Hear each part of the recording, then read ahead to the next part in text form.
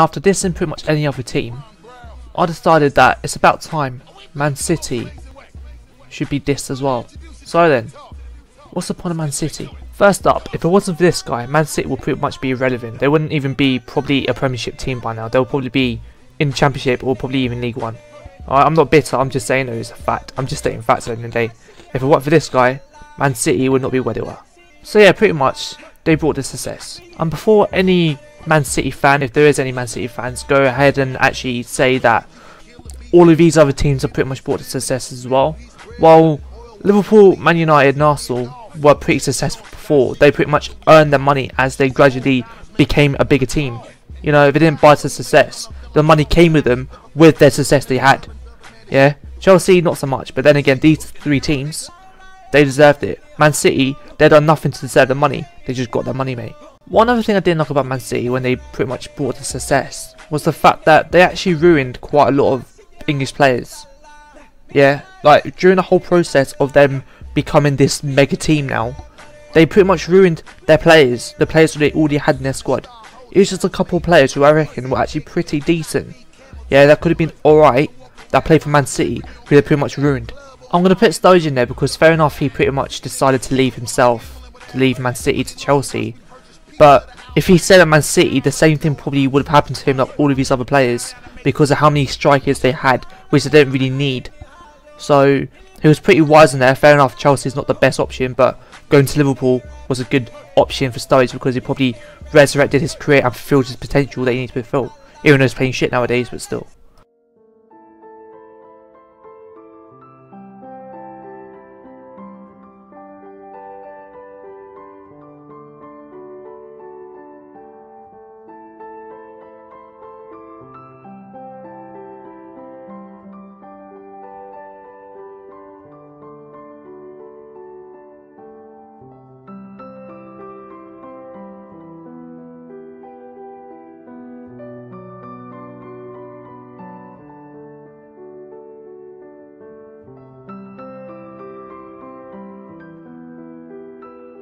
So if you're a young British footballer trying to make it in the Premier League, don't join Man City, okay?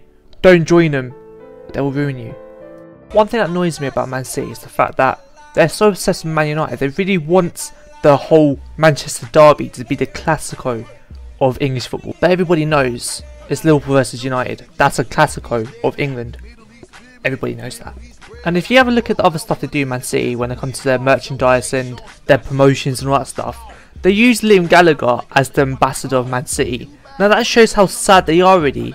The fact that they have to use celebrities to be the ambassadors because they haven't got any good football players to use as ambassadors, you know, themselves. Yeah?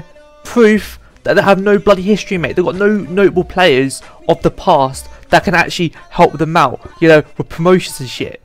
You know, you can't have someone like Paul Dickoff helping them out for adverts and stuff. I mean, that's sort of sad, mate, not using your old players or anything like that. Mate, Man City. Then again, though, they can't use someone like Steve McManaman, who's a Liverpool legend, or Robbie Fowler, who's also a Liverpool legend, or David Seaman, who's an Arsenal legend, or Patrick Vieira, who's now another Arsenal legend, or probably Peter Schmeichel, who's a Man United legend. Probably that's not wise if you use all them sort of players. I mean, back in the day, Man City was a retirement home for all of those players, if you remember. Another thing that pissed me off, yeah, is the fact that Man City claimed that their biggest accomplishment was winning the Premier League during the 2011 to 2012 season. Fair enough, yeah, I'm not saying their accomplishment was bad, the accomplishment was pretty good.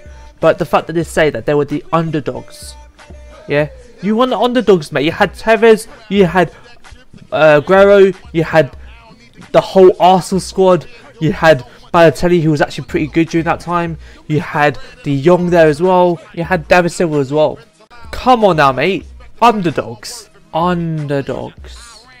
So yeah, that would do. Let's subscribe in peace, and I've got nothing against Man City. I don't support them, got nothing against them, apart from the fact they've got no history. But anyways, yeah.